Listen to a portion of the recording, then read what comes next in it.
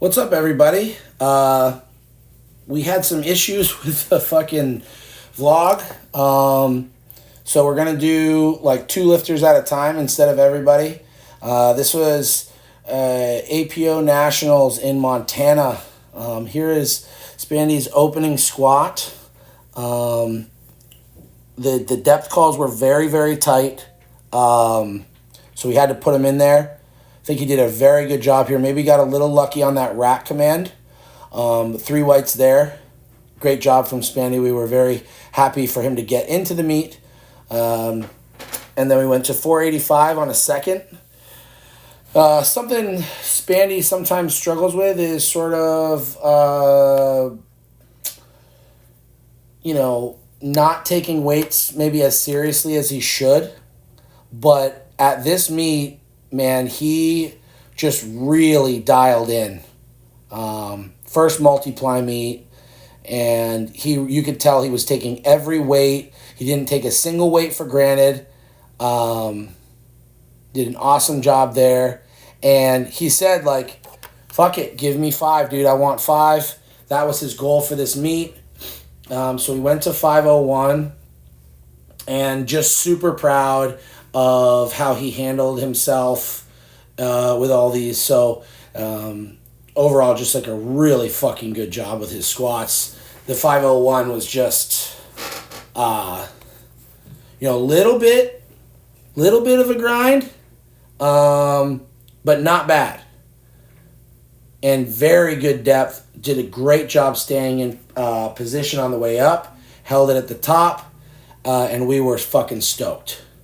That's an unreal moment for Spandy. We were very, very excited for him.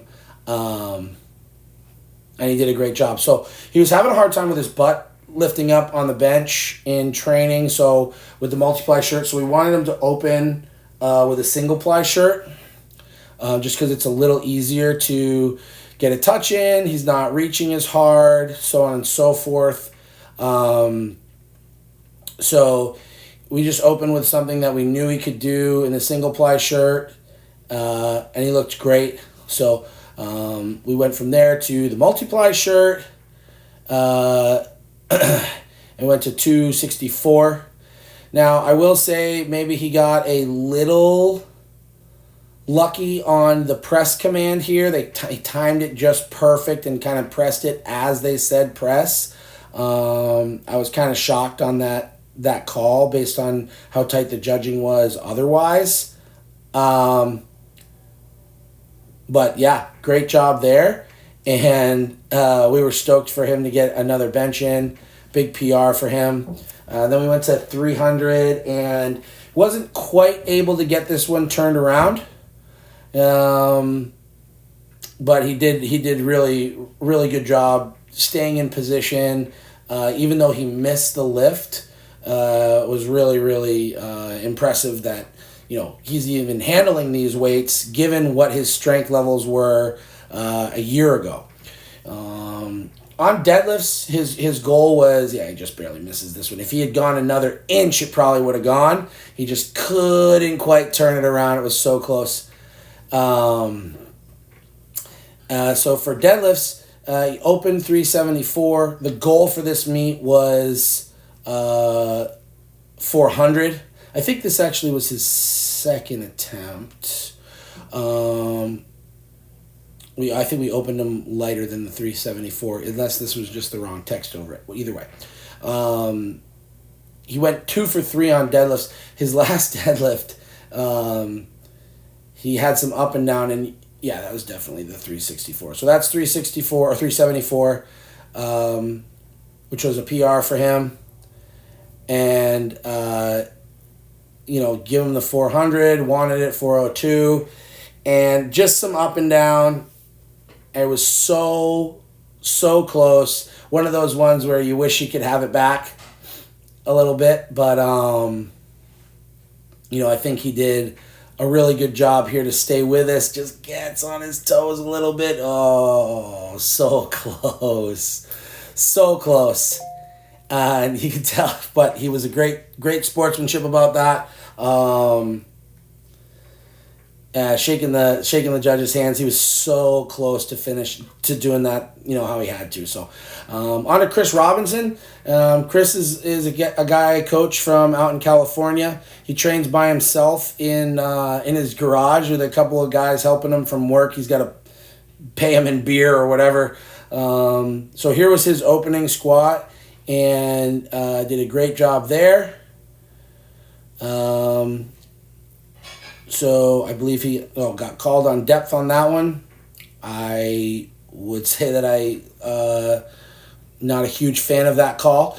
So he took it again, and on this one we got it in. Great form on Chris, man. He does just a great job staying in position. Boom, nice job, buddy. In the meet, got that front red light just because he jumped the squat command a little bit. And then we went to 589 for I think this is for a small PR. And I believe he gets this. So Chris is just, one of those guys who has great form and technique, and we're just, spending some time getting him stronger. He does an excellent job staying in position on his lifts. That was very deep, obviously. Somehow he got a red light on depth on one side there. Not really sure. But I thought he looked great. Went 473. This is the other thing about Chris is his bench presses in training. Sometimes they can be a little bit of a shit show, but we go to meets and this fucking guy, he just does such an awesome job staying in position, and really he benches his little ass off, man. He's positionally so fucking good, so patient, and his bar paths are always just like rock fucking solid. Look at this. Bam. Perfect. Great bench from him, 3 whites. So then jumped to 490. I believe this was for a PR here. Like I said, man, look at his form. It's just fucking unreal. He looked so good. I know he's gotten a chance to bench with Scott Mendelson a little bit out in California, and I think that's probably helped him a bit with some of the little stuff. But look at this. Perfect line, perfect finish. Great bench press. Jumped to 512-ish, something like that. 507. And he just, it doesn't get much closer than this. This is about as close as you can get with a bench without getting it. Did a great job staying patient, great line, and then go, so close, just started to windmill a little bit. And then we went to deadlifts. Chris has a hard time finishing his third deadlifts, man. It's just always like right there in the glutes. I think it's starting position for him for the most part. Maybe his strap's a little too tight, but overall he had a great fucking meet.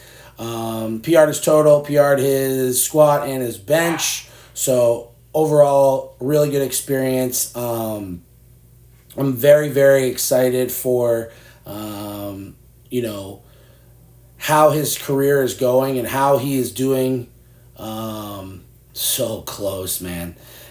He's just got to keep pushing, and eventually these deadlifts are going to start to fall. So overall, great job, Chris and SPandy. Super proud of these guys, super proud of how they acted on the platform, and super proud of their performance and the general attitude. So thanks for checking it out. We'll see you next time.